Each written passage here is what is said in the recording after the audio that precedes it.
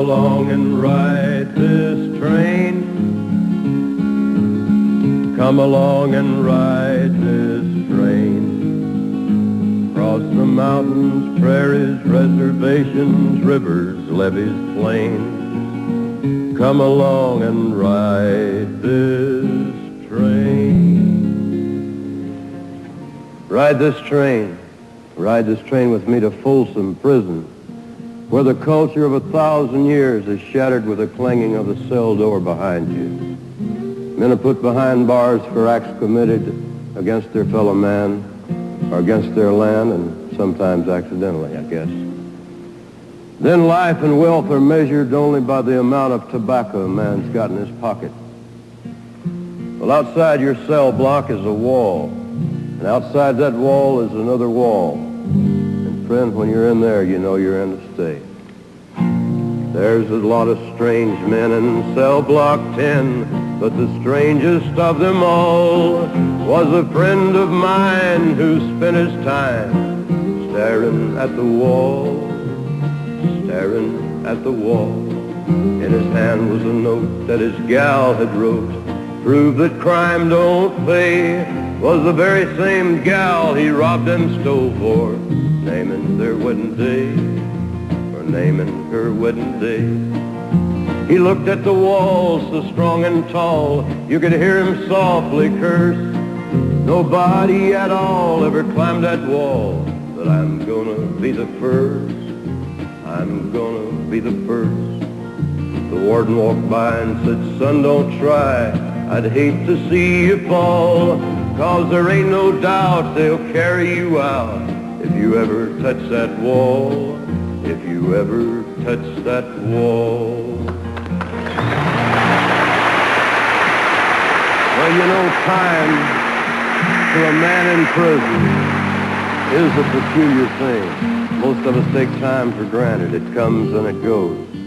Well, I talked to a prisoner recently who was treading his hours in death row, and I asked him what time was like to him. He'd been on death row 6 years, and he said, man, it ain't like nothing. It ain't like nothing. He said, you don't live for tomorrow, next week, or next year. You live for today, just today, 'cause that's all you got, just one day at a time. Well, sometimes a little ray of hope might shine through and give you something. Over a half-century ago, the officials at Folsom Prison gave the men all the granite block that they wanted, and they built a chapel.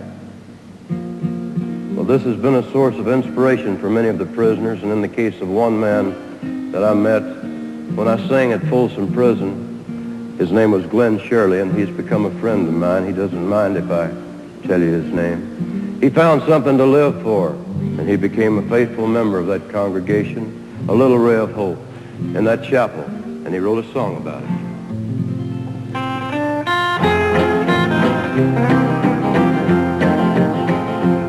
Inside the walls of a prison, my body may be, but my Lord has set my soul free. There's a gray stone chapel here at Folsom, a house of worship in this den of sin. You wouldn't think that God had a place here at Folsom, but it saved the soul of many lost men. Now this gray stone chapel here at Folsom stands 100 years old, made of granite rock. It takes a ring of keys to move here at Folsom, but the door to the house of God is never locked. Inside the walls of a prison, my body may be, but my Lord has set my soul free. Well, there are men here who don't ever worship, and there are men here who scoff at the ones who pray.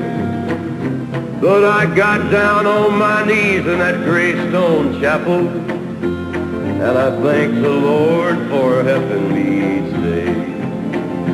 Now this gray stone chapel here at Folsom has the touch of God's hand on every stone. It become a flower of light in a field of darkness, but it's given me the strength to carry on. Inside the walls of a prison, my body may be, but my Lord has set my soul free.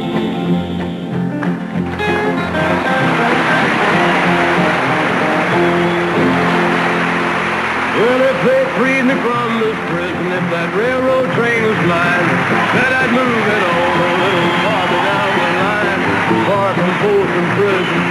That's where I want to stay. And I'd let that lonesome whistle blow my blues